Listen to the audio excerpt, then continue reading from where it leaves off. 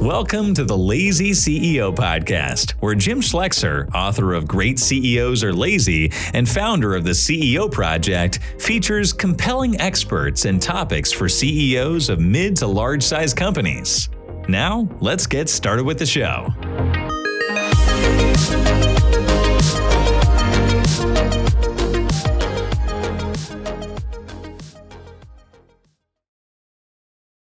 Welcome, everybody, to another Lazy CEO podcast. My name is Jim Schleckser. I'm your host, and I am the founder of the CEO Project. Well, today we've got a guest, and I read her book, and it made me want to go on safari more than I've ever wanted to go in my entire life. And I've always wanted to go on safari, but that was actually not the point of the book, although it was fascinating. It's really about leadership lessons. So we have with us today Cheryl Lynn Mobley. She's the founder of reCalibrate and CEO. Previously, she was a president of a hospital where she gained a lot of leadership experience, driving that organization to very, very high levels of performance. And part of what she shares in the book and in her advisory work is some of those learnings and how to bring your organization to exceptional levels of performance. So Cheryl, welcome so much. We're glad you're here. Oh, I'm thrilled to be here. Thank you. And yes, the safari was awesome and terrifying all at the same time. I should hold up the book. So if you want to get it, if you want to be scared, you go, hey, roar, I'm like, there you go. Yeah. Look at that in the face. A hungry lion. Yes. Riding as she did this, riding horses. And you reminded the reader more than a few times that horses are a prey animal. In other words, they look very tasty to everything that you're looking at. So why don't you tell us about, why don't we start with the book and just talk a little bit about, what brought you on safari and give us some there. And then what brought you to using that as the vehicle to deliver your leadership lessons? So it was completely unplanned, right? The goal was a vacation that I, in theory, returned back from, looking sort of like I did when I left, right? All the same appendages, everything in the same place. And it was really just designed to be a vacation. And on the very first ride, we went out and they call it a checkout ride, where they just want to see if what you said about your riding experience was true or not. Because if it wasn't true, you don't go on any more rides because you can endanger everybody. But the very next morning, we went on our first real ride. And I'm sitting there and we're way closer to two rhinos than I ever thought I would ever be. Thank you so much. And I was like, wow. Think of all, because I really wanted to exit stage right. I'm like, could I go smoke? Well, the answer is no, right? Because I would endanger me, the horse, the team, everybody else. And so at that point, I was just thinking of all the incredible parallels to leadership, right? I trusted my leader, so I stayed. I, as a team member, had a responsibility to everybody, so I stayed, right? We had a goal, everybody be safe, right? And so I really just started thinking then, and I thought, well, I'll just do a few podcasts and I'll do some photos because all the images in the book are mine. That's why it's a coffee table book, right? And I was like, on the second ride, I'm like, oh no, there's just too much. It's going to be a book. And so that's really how it started. And then I really, sometimes I don't know when to quit. So I really wanted to add tremendous value to anyone who took the time to read it, right? Because we're all a finite resource, right? When I choose to do one thing, I'm choosing not to do something else. And so if you're choosing to read this book or listen to this podcast or anything else, you're not doing something else. And so I went and interviewed 25 leaders from around the world, all different organizations, sizes, roles, not the usual suspects that we've all heard from a bazillion times. That's maybe a tenth of we can apply, given what we do. Well, if you're running $100 billion company, here's what you do. You're like, exactly. I'll let you know when I do that. Right. Real broad appeal.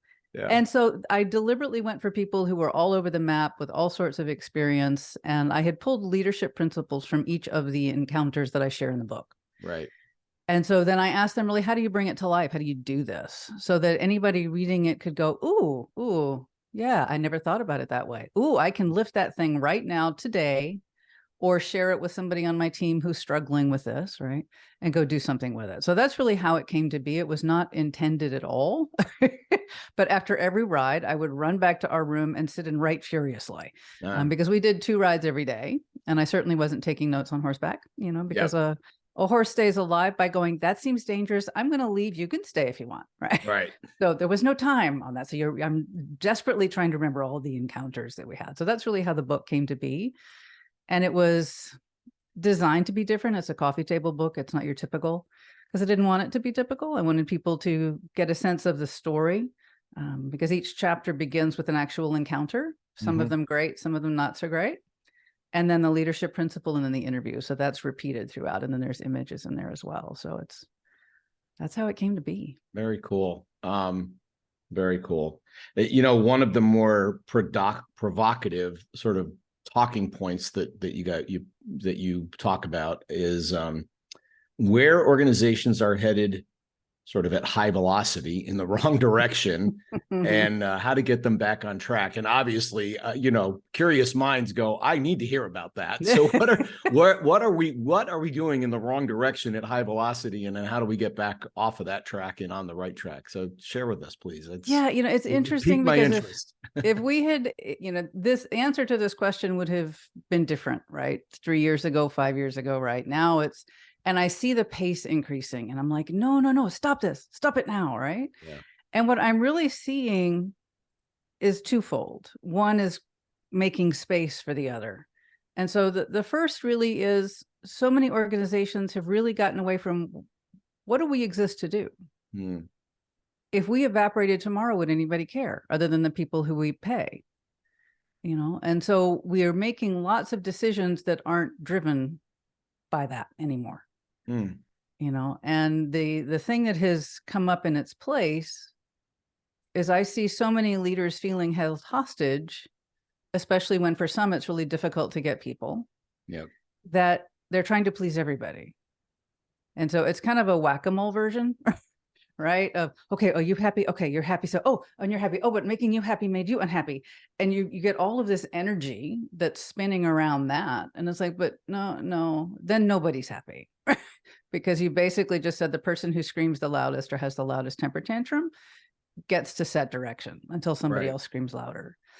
And I'm seeing people are so exhausted from that.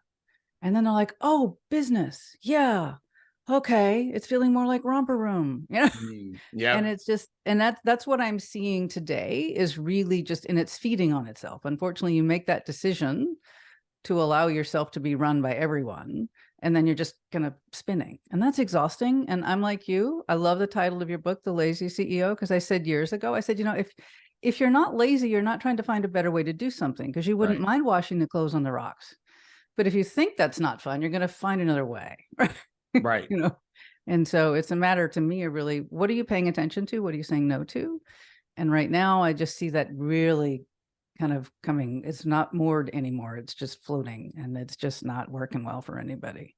Interesting.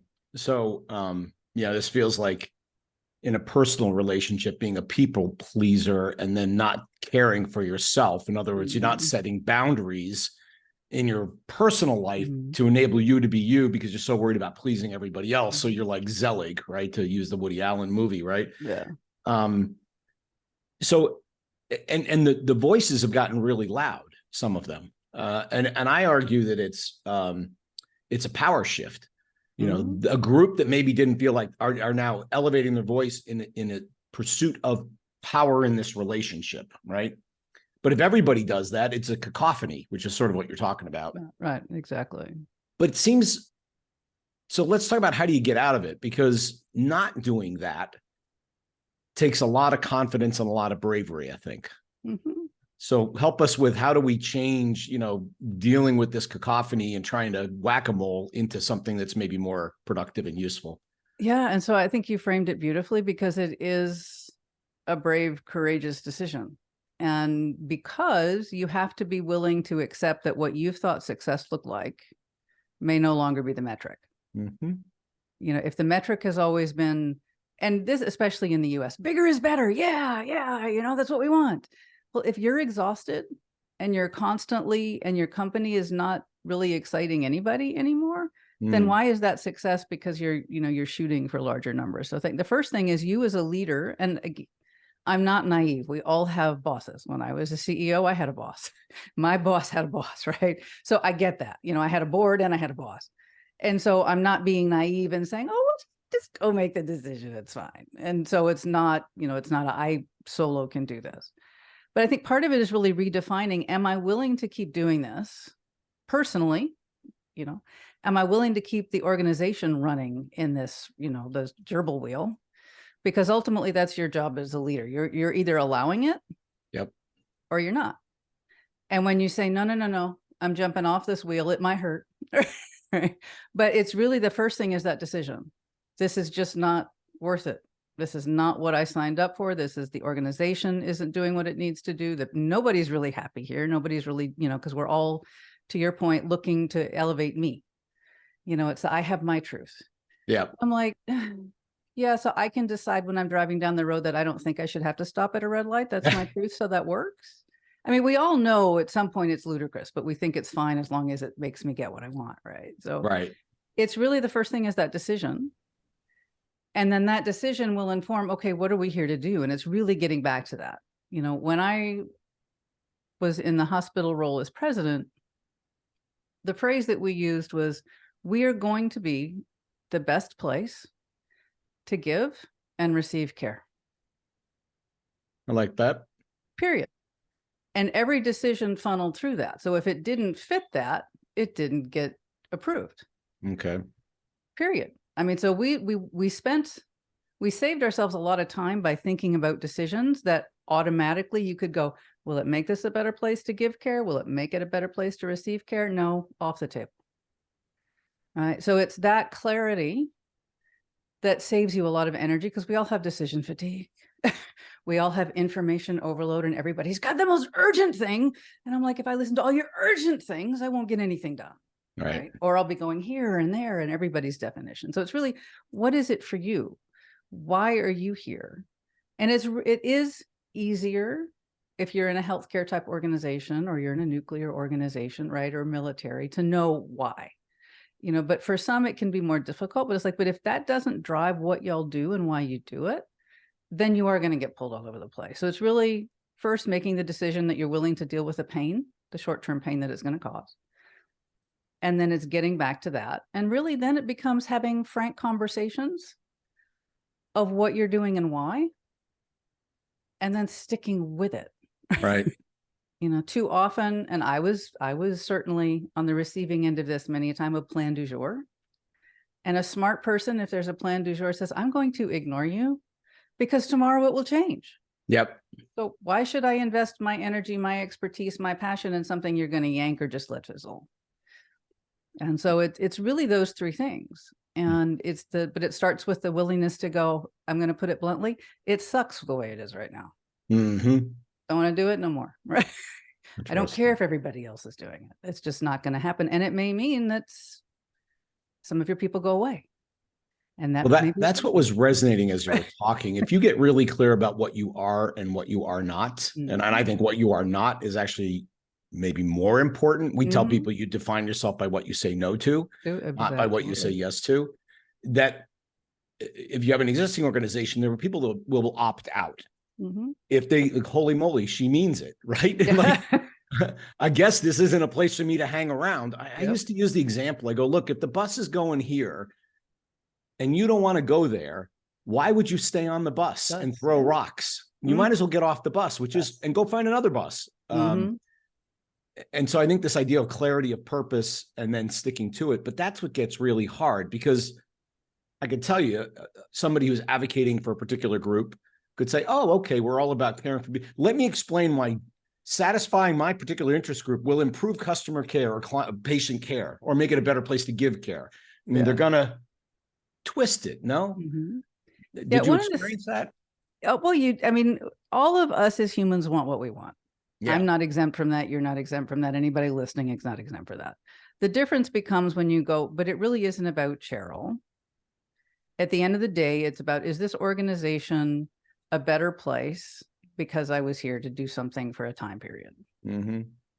Do the patients feel safer? Do the doctors want to practice here? Do the specialists want to practice here? Do our nurses and our techs feel like this is a place that takes care of them? And if you're willing to do that and say, but it isn't about you, Betty, or it isn't about you, Joe, right? Whatever it is. And if that's not okay for you, then maybe this isn't the best place for you to be. Because again, we're the best place to give care as well and to receive care. It's both sides. And you have to be willing and not to get, there is so much emotion right now, right? Oh my gosh. Tell me about it. Everybody needs Prozac. I'm like, no. So you have to be the one that goes, I'm not going to just like, it's going to be like, okay. Because I used to be a mediator. That was one of the things that I've done. And one of the things in mediation that I thought was brilliant when I first learned it, and it's incredibly applicable to anybody listening, is if you and I are in a mediation and we're trying to solve something, and the reason we're in mediation is we couldn't do it by ourselves, right? You know, I mean, there's too much, no, mine, right? I'm not going to let you have that. But if you get really stuck, one of the things that works beautifully is if the mediator says to you and I, Cheryl, you're going to create a solution that works for Jim with this. Jim, you're going to create a solution that works for Cheryl in this. And that's like a stumper, right? It's like, oh, I have to think about, right? That is kind of a forcing function to help people begin to understand the world does not revolve around you. It really doesn't. And if you didn't learn that up to this point, I'm not going to use our collective energy to help you figure that out. Yep. You know, I would say to people when they would come into our hospital, you have been invited into an amazing place. It is a gift to be here, and we are very protective of what it's like to be here. If you don't want to work the way we work, then you will be asked to leave.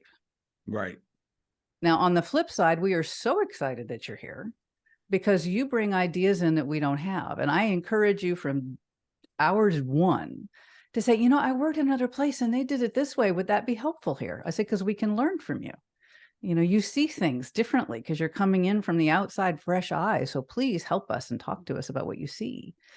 And we had a culture where it was like, if you see something, then let's get after it if it makes sense. Again, if it fits with a better place to give and receive care, let's do it. Right. Doesn't matter if we haven't done it before. So it's really that willingness to step into that pain, for lack of a better word. I mean, I have said for a long time that most of us are not going to be willing to change unless the pain of remaining the same is worse than changing to something different. Right. And so for people who are in that space, then this makes sense. If they're not, they're like, la, la, la, la, la, la, la, right? That's noise. Sorry, Cheryl, go away. Right. And that's fine. But that's really what it takes. Fascinating. I love the mediation solution because the thing it requires is empathy. I need to be able to put myself into the position of the other person, understand how they're feeling and seeing it in order to craft a solution that works. Mm-hmm. So it's almost forcing the empathy function where, and I've had clients before that they're negotiating and they'll go, well, we presented something and they said no. So we're going to come up with another answer. I said, you're negotiating with yourself, not with them. They're just going to say no until so stop it. Make them come up with an answer. It's a ridiculous conversation at that point. Yeah. Let's move over to another one of your provocative statements. Don't optimize a melting ice cube. And this is not about global warming. I'm sure it's about something else. So what do you mean when you say that? It's very provocative. What do you mean when you say that? We all...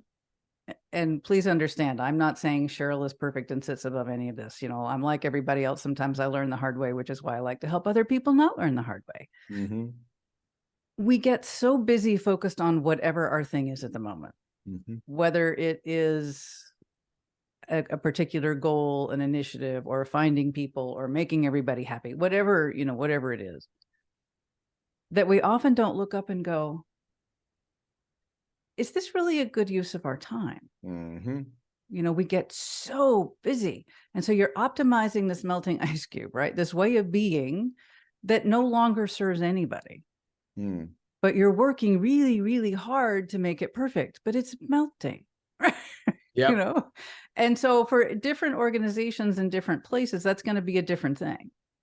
You know, it could be, please come work for us, please. We'll give you anything you want, right? You know, or it could be this project. It's been really important to us. It's like, well, but is it a good idea now?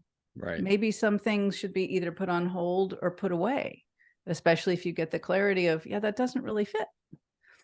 I mean, I heard one of your other guests talk about the fact that they had multiple kind of lines of business and said, no, we can't do that. Let's just go back to like just one or two. Thank you so much. So it's whatever it is. So for them, that was their melting ice cube, right? It's trying to do everything. And it's like, okay, yeah, that's just exhausting. And I will tell people, I said, you are a finite resource. I would tell my boss I'm a finite resource. When my boss would say, we've got 120 goals. I'm like, are you kidding me? Those aren't goals. That's crazy. That means you have no goals. Exactly. That's like, we have nothing then. Yeah. That's like, finite resource here. And I would have to protect my people sometimes because I worked in a very large organization, like 23,000-ish employees. Can't tell you how many doctors, multiple hospitals, corporate structure. And so corporate, they would go back and forth between centralizing and decentralizing. And, I mean, the constant back and forth. And so when they would centralize, they would have all these functions moved to corporate. And all of these independent functions would come out with beautiful ideas, except the fact that they didn't realize that all the other corporate functions were giving us their beautiful ideas all to do. And I would just say, it's not happening. I said, because you're acting like you're in a vacuum and you're not. You mean unfunded mandates? Is that what they're sending you? Yeah. Along with making sure you hit your bottom line and all your goals and your targets. And so, and that the beauty of, and the challenge of healthcare is that you have external people as well telling you how you're going to be. So it's not just you as an organization deciding what to be. You have somebody else saying, this is how we're going to measure you. And oh, by the way, this is how much we're going to pay you. Just a few other little constraints you get to do.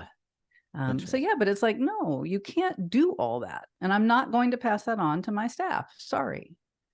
Got it. Because if the priority again is to take exceptional care, you're making that impossible. And we're not going to do that under my watch. Sorry. This relates to this whole theory of constraints, or kink in the hose that I talk about in my Great CEOs Are Lazy. And that really is about figure out your highest and best economic use of your time and do that. Yes.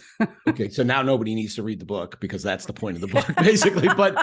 But you're saying it the other way around, right? Protect yourself by not working on the low economic value add items. Don't optimize a low value item, optimize a high value item, and be clear about that. And I think that's super on point. I love you use the word exhausted and energy quite a lot, actually. And I really resonate to that because one of the things that we tell entrepreneurs is you need to protect your energy. And that is the singular commodity that if you lose it, you're done. You're toasted. So you need to protect your energy and that doesn't mean spray it on 100 things because that's how you lose your mojo.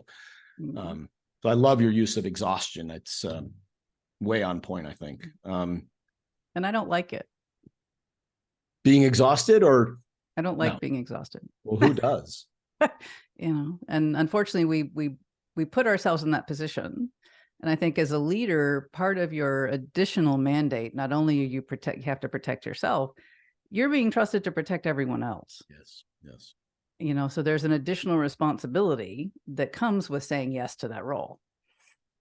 Yep, I agree. I'm reminded, and the problem is that a lot of these leaders have exceptionally high capacity. Oh, yeah. They're smart, they're quick, they've got energy, they don't need a lot of sleep. So they're driven. They can just take it on. I'm reminded, though, of Animal Farm, George Orwell's book, and what the horse said when things got bad. He said, well, we'll just work a little harder, right? Yes. And that answer runs out of gas at some point, right? So, and I prefer to make it not exhausted for anybody. Right. That's when you make mistakes. And that's when coming to work, you're like, oh, no, I have to do that. And it shouldn't feel that way. Maybe there's your next book. How do you feel on Monday morning? Well, right? Yeah. I have a book that somebody else wrote many years ago. It's called Thank God It's Monday. There you go. Exactly that same idea. It's like, what does it need to be like that we feel that way? And I'm not a Pollyanna, but you can enjoy work. You can feel good about the difference you're making, even when it's hard, when it's in service of something bigger than you. The problem is we've allowed it to devolve to everybody. It's about them. And it's like, no, it's really not. It's really, really not. Yeah. And it's that dance. You take care of your people. You make me think of this giant game of musical chairs, of people that buy into purpose, finding their home, and they kind of stick. And then people that are that way, wandering, trying to find their home. And then someday the music stops and you're like, oh boy, I don't have a home. Where do I belong? Oh, yes. How'd this happen? Right. Yeah. So tell me about, maybe we'll end on this, sort of your B99. And I know it relates to your hospital experience that you drove performance to the 99th percentile in the hospital, which is great because hospitals have, I think it's an infinite number of metrics. And you have an infinite number of comparison groups. So you know right where you stand at all times, which not all of us are blessed with. But help us understand, what does B99 mean? What are the elements of it? How could we embrace some of those elements? That's great. So as I said, we were part of a at the time, hospital system, switching to more of a healthcare system. So a lot of other organizations. But to your point, hospitals are measured against hospitals, right? And we were measured against 5,500, give or take, other hospitals. Yep. And so we were in the top 1% in the country consistently year over year. And I had somebody say to me, that sounds so exhausting to get there. And I'm like, well, if you're way out of whack, yeah, but it's not as exhausting as staying whacked out. Mm-hmm. And then once you get there, you're making kind of these constant micro adjustments. You're just not letting it get. I mean, I talk about it kind of like a teeter totter. If you're like, wham, down on the ground, yeah, it takes some work to get this back up. But what I really did, I'm like, what do we do differently? Because I was around a lot of other amazing leaders running great hospitals, but they didn't have our results. And I'm like, so what is it? Why are we getting these results? And everybody says we make it look easy. It's like, so what are we doing? And so really the B99, kind of the guiding questions framework, because I am an amazing, annoying 2-year-old with my questions. I'm really good at questions. Is what do we do? And so it's framed as it's a circle, it's a pie, it's a wheel, pick your word, right? But it's really something that we don't get to just figure something out once and then, okay, we're done. Yeah. That was good. And that might have worked 100 years ago. It doesn't work now. Right. And so it's really, I identified 7 kind of drivers, puzzle pieces that we did differently, that we rocked, which was a term I used a lot with our staff. I'm like, you rock, you're so amazing. And those drivers are all interrelated. And the way they're framed is there's a question for the leader for each one. And then there's a question for the individual contributor. Mm-hmm. There's a question for a team, whether that's an ad hoc team, full-time team, whatever it might be. And then kind of for the organization as a whole. And they all go together. People are like, well, which one do I need? I'm like, if you only needed one, it would be a piece of cake. Right. Yeah, right. But you don't, you need them all. And so the first one starts with what we already talked about, clarity. Mm-hmm. What do we exist to do? And for us, that answer was best place to give and receive care. That's why we exist. Then you go to calendars. Like, well, if I peek over your shoulder and I look at assuming you have an online calendar, which most of us do, does that calendar line up with that? Mm-hmm. Probably not. Right. Nope, that's a great question. Just saying, probably not. Then by the way, we talk about if you're spending 30 to 40% of your time on your most critical item, you're way above average. Well, yeah. Well, so yeah. It's not like it has to be 100% to be above average here. No, yeah, it doesn't. And then, the next one, for example, is communications. Mm-hmm. And it's like, are you trustworthy? Are you transparent? We talked about this a little bit with being consistent. Mm. I worked for a leader one time that the more they spoke, the less I trusted them. So I'm like, really, just stop. That's a bad trait. It is. Yeah. It's like, I just stop. I'm going to continue to do my best because that's my job, right? That's my role. That's what I'm here to do. That's what I took on, but just stop, right? Just stop talking. And people don't think about that with communication. Like, well, did they get the memo? And it's like, well, do they trust you more or less after hearing it? Mm-hmm. And then it goes around, right? So there's multiple of these puzzle pieces. And so that's really where the B99 guiding questions framework came from, was my reverse engineering, not only from looking at us, but looking at everybody else. The beauty of it is it has nothing to do with running a hospital. Right. One of my largest clients at one point, well, it's not true. I had an energy firm. Has nothing to do. I'm not telling you where to put the oil well, right? I worked with a multinational pharma company, because they wanted a team to start to think differently. So we used the framework to help them think differently because the world had changed and was changing. So how did they adapt to that? And so it's agnostic to that. It really doesn't matter.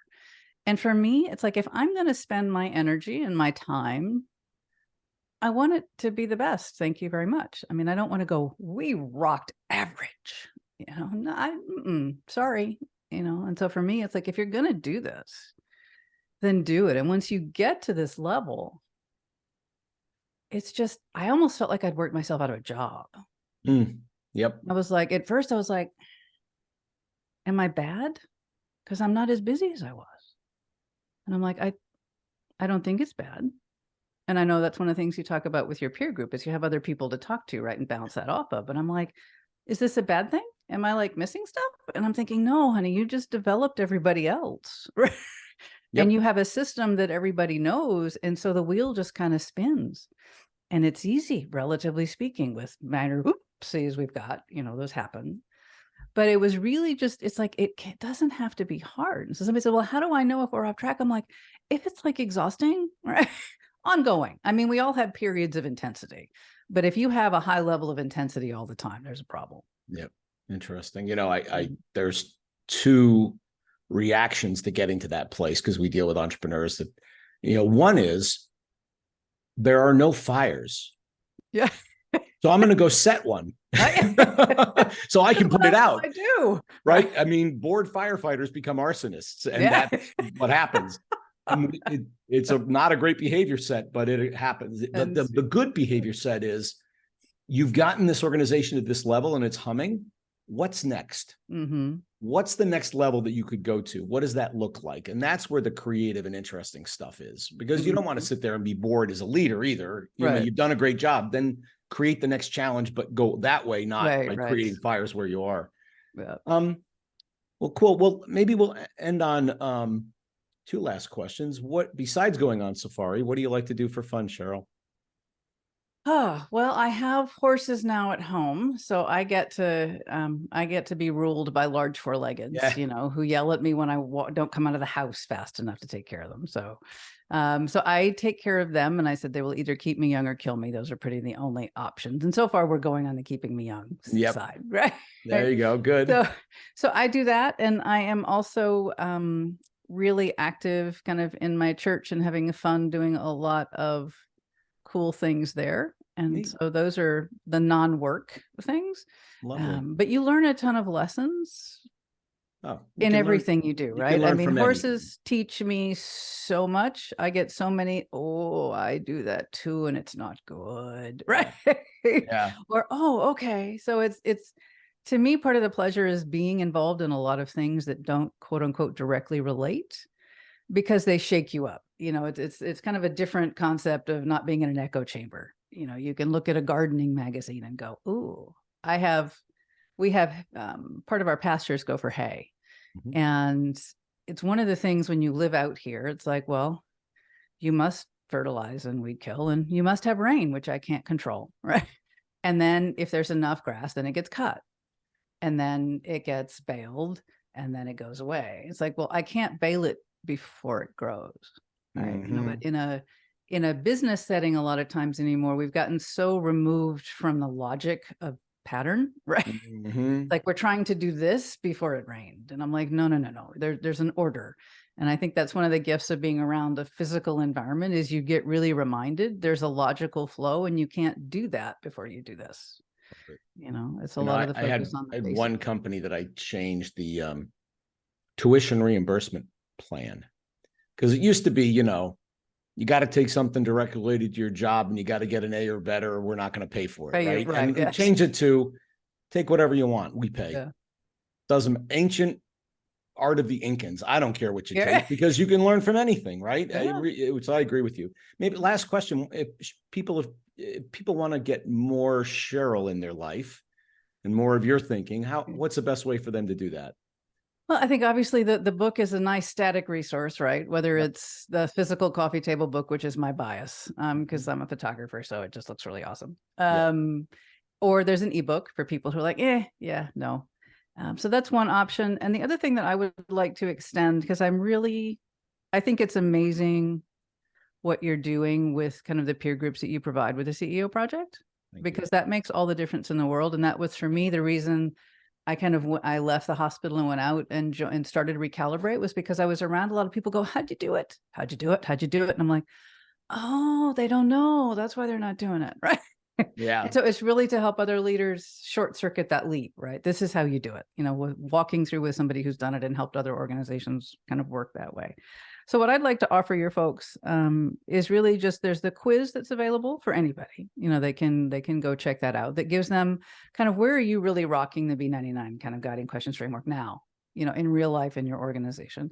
And then where are some of the things that are kind of, they're biting you, right? They're not going as well. So I would say take those two, and then I'd be happy to hop on like a 30-minute call and just kind of dive into it a little bit deeper, rather than just kind of what's their suggestions in the feedback, but just kind of a personal one-on-one. And that would be just take the quiz, and then they can reach me at Cheryl@recalibrate.today and said, hey, I heard the podcast, Lazy CEO podcast. Love to take you up on the free half hour. And where do they find the quiz? Is that at reCalibrate? It's reCalibrate.today. Yeah. They'll be able to, if we, I'll make sure you'll have the link for it that can go in the description. We'll put it in the notes. Yeah. Awesome. Take them right to it. Well, Cheryl, thank you so much. This was a lot of fun. I really appreciate your insights, your provocative statements, get people thinking differently. And I wish you very good luck going forward. Thank you. Well, thank you. Thank you so much. It's great. Love it. Appreciate it. This podcast is brought to you by the CEO Project. At the CEO Project, we work with CEOs to help them grow their business. And our members represent billions of dollars of revenue and profit. And frankly, amongst all of us, we've probably made every mistake in the book, including some you haven't made yet. So if you want to learn from the experience of a bunch of really seasoned CEOs, we're a great place to hang out. In this podcast, what you're going to hear are some of those ideas, concepts, and things that are just going to help you on your journey. If you want to find out more, reach out to us at theceoproject.com, or you can contact me personally at jim@theceoproject.com. Happy listening.